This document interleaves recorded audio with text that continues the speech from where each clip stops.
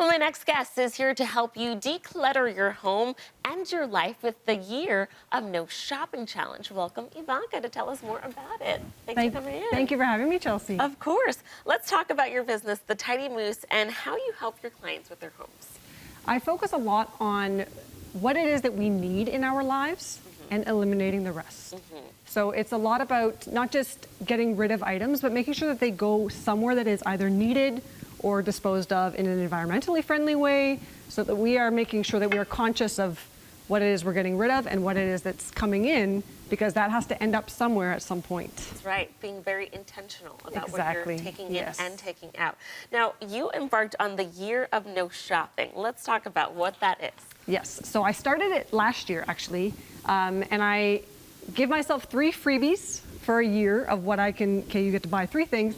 I ended up buying 6, so I thought, I cheated, I'm doing it again. Oh, that's not too bad, though. It's not bad, but I wanna really hammer down. But it's basically no shopping. Nothing that I do not need in my life is coming into my life. That includes all clothes, makeup, accessories. This year I have included purchasing beverages, so no purchase coffee or tea or anything like that.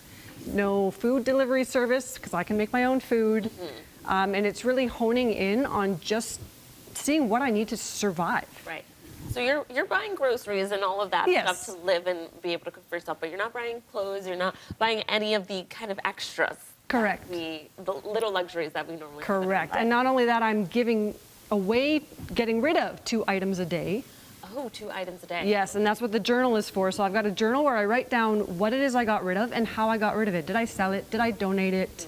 Did I get rid of it in an environmentally friendly way? Just so at the end of the year, I can look back to see, you know, what it is that I thought I needed in my life at some point, Yeah. and now I don't. What gave you the idea to start this and go on this journey? So the first time I did this was in 2015. I found myself in debt for the first time in my life. You know, we were talking about financial literacy earlier on in the program. Yeah. It's not something I had. I just thought, ooh, I'm making money, let's go. Yeah, yeah. I want all the things, you know? And I was a very emotional shopper, you know? Having a bad day, I'm going shopping. Having a good day, I'm going shopping. It's Wednesday, I'm going shopping. And I thought, this is not a way I want to live. I'm in debt. I'm not setting myself up for my future. This needs to change. So I did it for a year, and I was very successful. I got myself out of debt in 2 years. Wow. And it was over $150,000 worth of debt that I found myself in. Wow. And so that set myself back to zero, and now I'm building myself up. But then COVID happened, and I, like many others, thought, you know, I need to fill the void of, you know, I'm stuck inside, what do I do? Scrolling. Yeah. And you know, social media tells us you need this, you need this. I bought a heart-shaped snowball maker because, Yeah, you know. because you need that. Yeah, didn't work, by the way, Yeah. not great. And so then I had to reel it back in because I thought I did so well, and then I dropped. So this year I'm really sticking to it. Okay. And this is something that you're encouraging other people to try doing too, Yes. right? What are the benefits of this? There are so many benefits, and I think what's important for people to realize is do what works for you. There's no set amount of rules. In the journal, I even have what are my rules for me, because if you are trying to get yourself out of debt, then your rules are going to be a little bit different.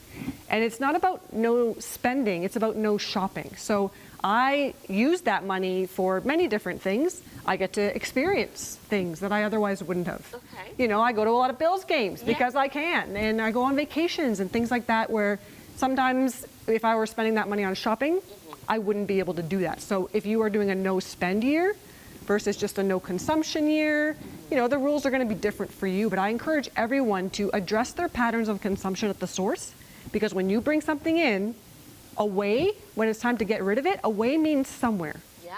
And we don't think about that. Yeah. And it's our future, our children's future that we need to I don't have children, but people do. Yeah. And we need to leave this planet A little bit better. a little than how we better, found it. exactly, for them. And so where, with your clients or anyone that's reading your book, where do you encourage people to purge? I mean, selling is a great one. You get some money back. Yeah. There are Is that what helps you be able to repay your debt? Correct. Okay. That was part of it, yes. There's selling, I always try to do that first. There are many, many charities that are in need of things, but I really encourage people to donate with dignity. And that means don't just like empty your house. And, you know, we saw with the LA fires, they were saying people were just, and the intentions are good, where they just were taking things and then just dumping it, saying, here's my stuff. And it's Right. like, well, would you want a shirt that had stains on it? Yeah. Like, wash it first, fold it. You know, things like that. So there are charities that can be donated to. There are a lot of programs like textile recycling, places that recycle old makeup containers, because makeup, you throw that in the landfill, that ends up in our water systems, and then we're drinking it. And so I think do your research is the main thing, no matter where you are in the world, because there are a lot of followers following along doing this challenge with me. Different rules in different places of the world, but figure out what that is and always try to make sure that the landfill is the last place, the last resort. Well, this is fascinating. It's a lot of information, and this is really a great challenge. It's still January, the beginning of the year, and maybe something our viewers would like to try. So viewers, if you want to learn more about how the Tidy Moose can help you declutter your home, you can visit tidymoose.com or connect with her on Instagram. Thank you so much for coming in. Thank you, Chelsea.